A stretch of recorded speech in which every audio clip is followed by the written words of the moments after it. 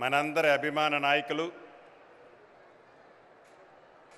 ఎన్నికల ముందు పిసిసి అధ్యక్షులుగా ఇప్పుడు మనందరి అభిమానాన్ని పొందిన మన ముఖ్యమంత్రిగా ఇక్కడికి విచ్చేసిన పెద్దలు రేవంత్ రెడ్డి గారికి, ఉప ముఖ్యమంత్రి వర్యులు బట్టి విక్రమార్క గారికి, సహచర మంత్రివర్యులు సీతక్క గారికి, సురేఖ అక్కకు, శ్రీధర్ బాబు అన్నకు, జూపల్లి గారికి, ఇంకా కోమటిరెడ్డి వెంకటరెడ్డి గారికి, పొన్నం ప్రభాకర్ గారికి, వేదిక మీద ఉన్న ఎంపీలు, ఎమ్మెల్యేలు, ఎమ్మెల్సీలు, మాజీ ప్రజాప్రతినిధులు చాలామంది ఉన్నారు. హనుమంతరావు గారన్న, ఇంకా మాజీ అధ్యక్షులు ఉన్నారు, కేశవరావు అన్న, సిఎస్ గారు, ఇంకా ముఖ్యమైన అధికారులు ఉన్నారు. అదే రకంగా వేమ నరేందర్ రెడ్డి అన్న, ప్రజాప్రతినిధులతో పాటు చాలామంది కార్పొరేషన్ చైర్మన్లు ఉన్నారు. ముఖ్య అతిథులందరికీ, ముఖ్యంగా ఈ కార్యక్రమానికి హాజరైన నా కుటుంబ సభ్యులైన ఆడబిడ్డలు, అన్నదమ్ములు, మీడియా మిత్రులందరికీ మనస్ఫూర్తిగా హృదయపూర్వక నమస్కారం తెలియజేసుకుంటున్నాను. ఇందిరమ్మ రాజ్యం కావాలని, ప్రజాపాలన రావాలని, మార్పు చెందాల్సిన అవసరం ఉందని నమ్మిన మొదటి అడ్డ ఈ వరంగల్ గడ్డ. మన ప్రీతమ నాయకులు రాహుల్ గాంధీ గారు రైతు డిక్లరేషన్ మొట్టమొదటిగా రైతుల కళ్ళలో ఆనందం చూడాలని ఇదే గడ్డ మీద రైతు డిక్లరేషన్ చేసి, రైతు డిక్లరేషన్ చేసిన దాన్ని ఇందిరమ్మ రాజ్యం వచ్చిన తర్వాత గౌరవ ముఖ్యమంత్రి రేవంత్ రెడ్డి గారి నాయకత్వంలోని ఈ ప్రభుత్వం మొట్టమొదటి బడ్జెట్లోనే దేశంలో ఏ రాష్ట్రము పెట్టనంత అత్యధికంగా 72,000 కోట్ల రూపాయలని బడ్జెట్లో పెట్టడమే కాకుండా ఇచ్చిన మాట ప్రకారం రైతన్నలకు ఇచ్చిన ప్రతి అంశాన్ని ఆర్థికంగా రాష్ట్రము ఇబ్బందుల్లో ఉన్నప్పటికీ ఇచ్చిన ప్రతి మాటని చిత్తశుద్ధితో ఈరోజు ఈ రాష్ట్ర ప్రభుత్వం చేపడుతున్నది అనేది ఈ వేదిక ద్వారా మీకు తెలియజేస్తున్నాను. అదే రకంగా మహిళా అభ్యున్నతి మరియు ఊతమిచ్చేలా మహిళా పురోగతి ఈ విజయోత్సవ సభ నిర్వహించాలని చెప్పుకోవటాన్ని నిజంగా రాష్ట్ర మంత్రిగా, ఈ జిల్లా ఇన్ఛార్జి మంత్రిగా మొట్టమొదటిసారిగా ఈ వరంగల్కి అవకాశం ఇచ్చినందుకు వేదిక మీద ఉన్న పెద్దలందరికీ మనస్ఫూర్తిగా కృతజ్ఞతలు తెలియజేస్తున్నాను. ఈరోజు అనేక కార్యక్రమాలతో పాటు 22 జిల్లాలకు సంబంధించిన ఇందిరా మహిళా శక్తి భవనాలని గౌరవ ముఖ్యమంత్రి రేవంత్ రెడ్డి గారి చేతుల మీద ఇంతకుముందే శంకుస్థాపన చేసుకోవడం జరిగింది. దేశ చరిత్రలో మహిళా సంఘాలకి తొలిసారిగా సోలార్ విద్యుత్ ప్లాంట్లు కేటాయిస్తూ ఇందిరమ్మ ప్రభుత్వం, అదే విధంగా మహిళా సంఘాల సభ్యులకి బీమా సౌకర్యం కూడా కల్పిస్తుంది మన ఇందిరమ్మ ప్రభుత్వం.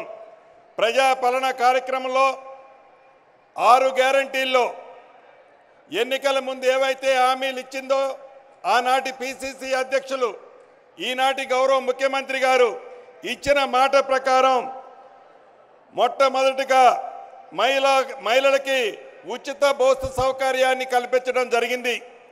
ఈ ఉచిత బస్సు సౌకర్యం వల్ల ఉమ్మడి వరంగల్ జిల్లాలలో 8,56,00,000 మంది ఆడబిడ్డలు సుమారు 381 కోట్ల రూపాయలకి ఛార్జీలు ఈ ఉచిత బస్సు వల్ల నా ఆడబిడ్డలకి లబ్ధి జరిగింది అని చెప్పడానికి ఈ ఉమ్మడి వరంగల్ జిల్లా ప్రజల పక్షాన గౌరవ ముఖ్యమంత్రి గారికి కృతజ్ఞతలు తెలియజేస్తున్నాం.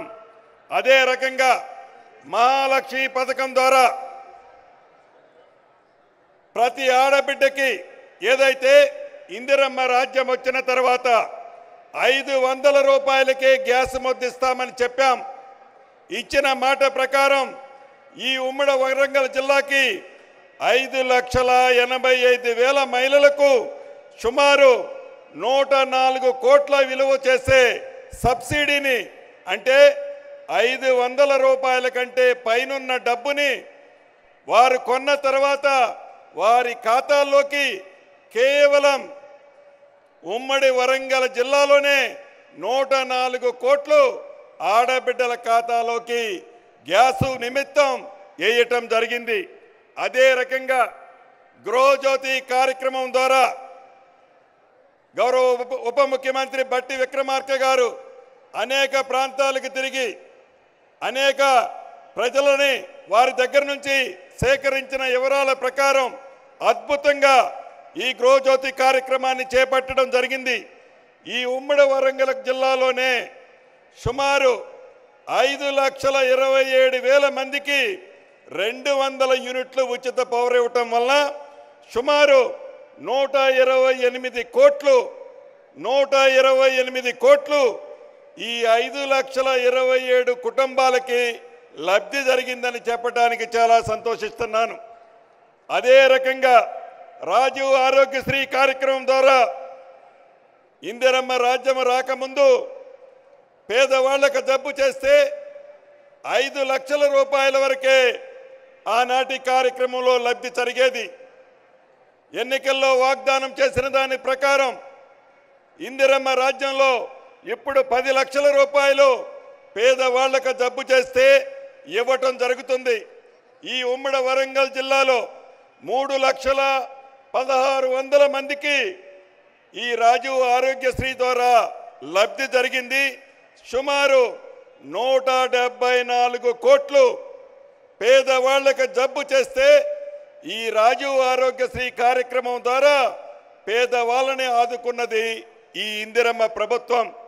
గత ప్రభుత్వంలో ధరణి పేరుతో మన ప్రభుత్వం రావడానికి ముందు సుమారు 2 సంవత్సరాల నుంచి 2,45,000 అప్లికేషన్లు వివిధ కలెక్టర్ల దగ్గర ధరణికి సంబంధించిన అప్లికేషన్లు పెండింగ్ ఉండేవి. నెల క్రితం వరకు ఈనాడు 1 నెలలో వచ్చిన అప్లికేషన్లు తప్ప ఈ నెలలో వచ్చిన అప్లికేషన్లు తప్ప ఏ కలెక్టర్ గారి దగ్గర ధరణికి సంబంధించిన పెండింగ్ అప్లికేషన్లు ఎక్కడా లేవు. అదే రకంగా 2020 రెవెన్యూ చట్టం ద్వారా ఏదైతే ఆనాటి ప్రభుత్వం పేదోళ్ల భూములు, ప్రభుత్వ భూములు, భూదాన భూములు, అదే రకంగా దేవాదాయ భూములు, ఫారెస్ట్ భూములు ఆనాటి పింక్ కలర్ సంబంధించిన వాళ్ళు కబ్జా చేశారు. ఆ భూములన్నీ బయటికి తెచ్చే విధంగా రెవెన్యూ చట్టాన్ని దేశంలోనే ఒక రోల్ మోడల్ చట్టంగా తీసుకొచ్చే విధంగా 2024 చట్టాన్ని అతి కొద్ది రోజుల్లోనే అసెంబ్లీలో పెట్టి తీర్మానం చేసి ఒక రోల్ మోడల్ రెవెన్యూ చట్టాన్ని తీసుకొచ్చి ధరణి ద్వారా తెలంగాణలో ఏదైతే 2,54,00,000 ఎకరాల భూమి ఉందో ఆ భూమిని ఆనాటి పెద్దలు విదేశాల కంపెనీల్లో తాకట్టు పెడితే ఇందిరమ్మ రాజ్యంలో గౌరవ ముఖ్యమంత్రి రేవంత్ రెడ్డి గారి నాయకత్వంలోని ఈ ప్రభుత్వం మన స్వదేశానికి సంబంధించిన కేంద్ర ప్రభుత్వానికి సంబంధించిన సంస్థ అయిన ఎన్ఐసికి అప్పగించాం. రాబోయే రోజుల్లో ధరణి సమస్యలు కానీ భూమి సమస్యలు కానీ పేదవాడికి సంబంధించిన ఒక్క గజాన్ని ఎవరైతే ఆనాడు దొంగిలించారో, ఎవరైతే కబ్జా చేశారో చేసిన ప్రతి గజాన్ని పేదవాళ్ళకి చెందే విధంగా ఈ కొత్త చట్టాన్ని తీసుకురాబోతున్నాం. ఇక వరంగల్ విషయానికి వస్తే ఇందాక అనేక విషయాలు ముఖ్యులు చెప్పారు. ఇది ఒక పట్టణం. ఇంతకుముందే గౌరవ ముఖ్యమంత్రి గారు చెప్పినట్లు వరంగల్ అంటే ఒక చిన్న పట్టణం. దీన్ని మహానగరంగా తీర్చిదిద్దాలన్నదే ఈ ప్రభుత్వం యొక్క ముఖ్య ఉద్దేశం. ఈ వరంగల్ పట్టణాన్ని అభివృద్ధి చేసే దాంట్లో, తీర్చిదిద్దే దాంట్లో, మౌలిక వసతులు కనిపించే దాంట్లో, రహదారులు నిర్మించే దాంట్లో, అన్ని రంగాలలో హైదరాబాద్కి ఎక్కడా తగ్గకుండా ఇదేనా రెండో క్యాపిటల్ అనే విధంగా వరంగల్ పట్టణాన్ని అద్భుతంగా తీర్చిదిద్దబోతున్నాం. ఏదైతే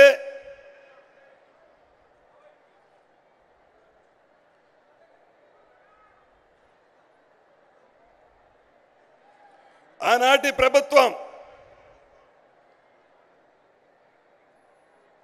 వరంగల్ పట్టణంలో అనేక కార్యక్రమాలు చేపడతామని చెప్పిన కార్యక్రమాలు ఏటిని పూర్తి చేయకుండా మాటలకే పరిమితం చేసి ఈనాడు ఈ వరంగల్ పట్టణాన్ని ఇంతకుముందే స్థానిక ఎమ్మెల్యే గారు చెప్పినట్లు అద్భుతంగా వరదల నిధులు గౌరవ ముఖ్యమంత్రి గారు, ఉప ముఖ్యమంత్రి గారు ఈ వరంగల్ జిల్లాకి అంటే ముఖ్యంగా వరంగల్ పట్టణానికి ఇవ్వటం జరిగింది. ఇంతకుముందే గౌరవ ముఖ్యమంత్రి గారు రేవంత్ రెడ్డి గారి చేతుల మీద కాళోజీ నారాయణరావు గారి ఆడిటోరియాన్ని ఓపెన్ చేసుకున్నాం. ఇక్కడ మీకు ఒక విషయం చెప్పాల్సిన అవసరం ఉంది. ఈ ఆడిటోరియాన్ని 2014లో అంటే సుమారు 10 సంవత్సరాల క్రితం ఆనాటి ముఖ్యమంత్రి గారు కేసీఆర్ గారు శంకుస్థాపన చేశారు. కానీ కాళోజీ కళాక్షేత్రాన్ని పూర్తి చేయాలని చిత్తశుద్ధి వారికి లేదు. వారు నివసించడానికి అద్భుతమైన బిల్డింగ్ కట్టడానికి అయితే డబ్బులుంటాయి. వారు కమిషన్ల కోసం కాళేశ్వరం లాంటి ప్రాజెక్టు కట్టడానికి లక్షలాది కోట్లు డబ్బులు వస్తాయి. కానీ ఒక ప్రముఖ కవి, ఈ పట్టణ వాస్తవ్యుడు కాళోజీ నారాయణరావు గారి కళాక్షేత్రాన్ని పూర్తి చేయాలని చిత్తశుద్ధి ఆనాటి ప్రభుత్వానికి లేదు. మొన్న జూన్ నెలలో వరంగల్ వచ్చినప్పుడు గౌరవ ముఖ్యమంత్రి గారు మా అందరికీ సూచించారు, ఎట్టి పరిస్థితిలో ఎంత డబ్బైనా పర్వాలేదు ఈ కాళోజీ కళాక్షేత్రాన్ని యుద్ధ ప్రాతిపదిక మీద పూర్తి చేయాలని చెప్పారు. ఆ దిశలో సుమారు 95 కోట్లు ఖర్చు పెట్టి 1,77,000 చదరపు అడుగులతో అన్ని అంగులతో అద్భుతంగా కాళోజీ కళాక్షేత్రాన్ని నిర్మించడం జరిగింది. అదే రకంగా వరంగల్ మాస్టర్ ప్లాను గడిచిన 30 సంవత్సరాలు, ముఖ్యంగా తెలంగాణ రాష్ట్రం ఏర్పడి 10 సంవత్సరాల నుంచి వరంగల్ పట్టణంలో నివసించే ప్రజలకి వారి కలలానే మిగిలింది. గౌరవ ముఖ్యమంత్రి గారు రాబోయే తరాలను కూడా దృష్టిలో పెట్టుకొని అద్భుతంగా ఇంతకు ముందే వరంగల్ మాస్టర్ ప్లానుని శాంక్షన్ చేసి రిలీజ్ చేసినందుకు ఈ జిల్లా ఇన్ఛార్జి మంత్రిగా గౌరవ ముఖ్యమంత్రి గారికి అభినందనలు, కృతజ్ఞతలు తెలియజేస్తున్నాను.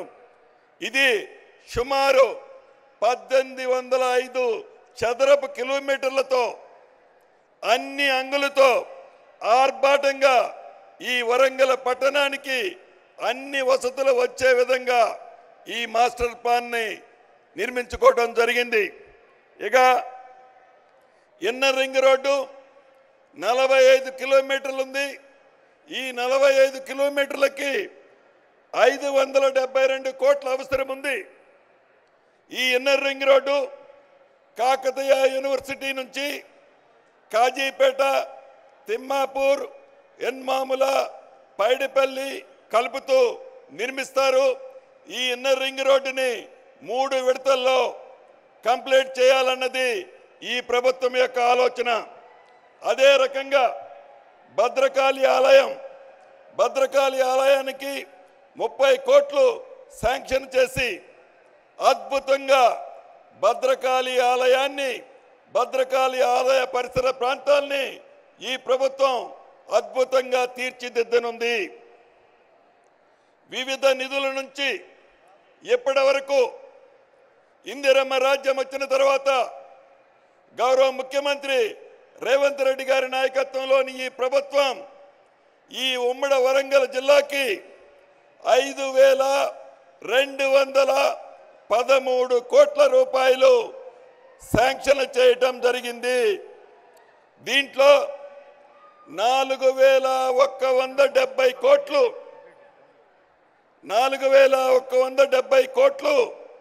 డ్రైనేజ్కి, 205 కోట్లు ఎయిర్పోర్టు ఈ ప్రాంత ప్రజల చిరకాల వాంఛ. ఈ ప్రాంత ప్రజలే కాదు, అటు నిజామాబాద్ అటు కరీంనగర్ ప్రాంత ప్రజలకు కూడా ఈ ఎయిర్పోర్టు చిరకాల వాంఛ.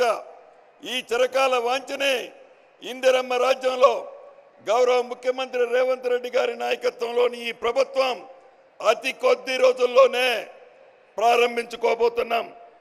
కాకతీయ మెగా టెక్స్టైల్కి 161 కోట్లు అన్ని వసతులు ఏర్పాటు చేయడానికి కేటాయించడం జరిగింది. అదే రకంగా 157 కోట్లతో కాకతీయ టెక్స్టైల్లో వరద నీరు వస్తుంటే దాన్ని నివారించడానికి దాన్ని కూడా శాంక్షన్ చేసుకోవడం జరిగింది. 74 కోట్ల అంచనాతో అత్యధిక అధునాతనమైన ఆర్టీసీ బస్ స్టాండ్ని నిర్మించుకుంటున్నాం. ఇలా అనేకమైన కార్యక్రమాలు చేపడుతున్నాం. సుమారు 230 కోట్లతో అనేక మిగిలిన అభివృద్ధి కార్యక్రమాలని శాంక్షన్ చేసుకోబోతున్నాం.